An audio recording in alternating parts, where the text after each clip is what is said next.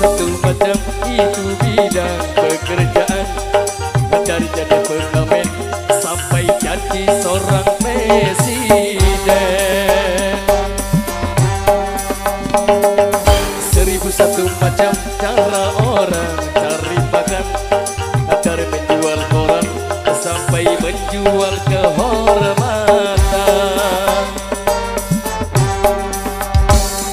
Ada cara yang halal, cara yang haram, silakan mau pilih cara mana.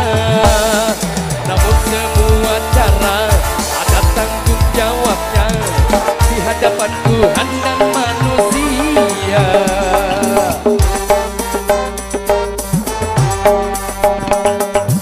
1001 macam cara orang mencari makan, dari menjual koran sampai menjual kehormatan.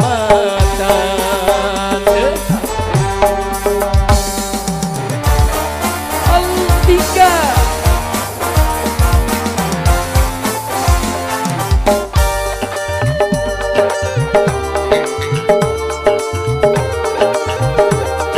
medali kerenggo, terima kasih.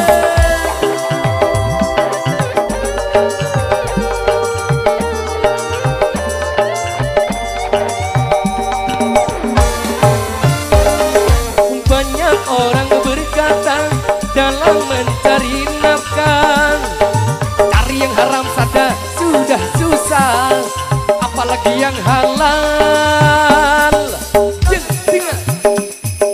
Jangan dengar itu sangat tidak benar. Jangan dengar itu sangat tidak benar. Banyak orang berkata yang jujur pasti hancur, karena zaman ini sudah edan, jujur tidak makan. Semenjak edan kita jangan jadi setan. Semenjak edan kita jangan jadi setan. Siapa meninggalkan yang haram karena takut kepada Tuhan, pasti baginya kan digantikan rizki yang halal dan digandakan, insya Allah. 1001 macam cara orang cari makan, dari jadi pengamen sampai jadi seorang presiden.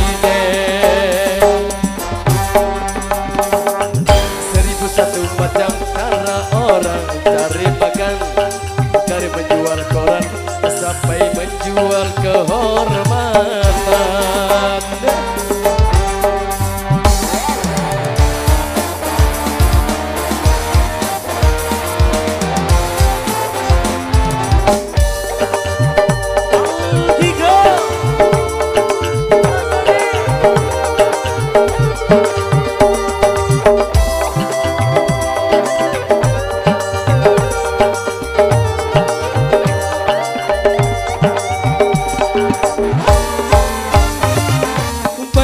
Orang berkata dalam mencari nafkah, cari yang haram saja sudah susah, apalagi yang halal. Jangan dengar itu sangat tidak benar. Jangan dengar itu sangat tidak benar. Banyak orang berkata yang jujur pasti hancur, karena zaman ini sudah edan, jujur tidak makan. Semenjak edan kita jangan jadi setan.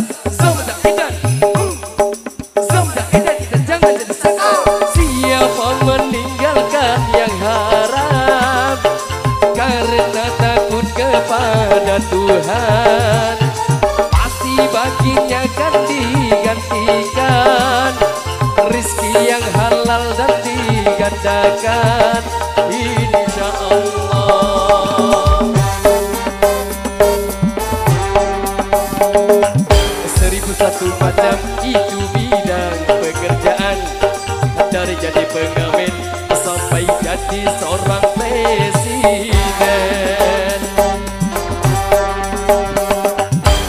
Satu macam cara orang dari makan, dari menjual koran sampai menjual kehormatan. Ada cara yang halal, ada cara yang haram. Silakan mau pilih cara mana. Namun semua cara ada tanggung jawabnya di hadapan Tuhan dan manusia.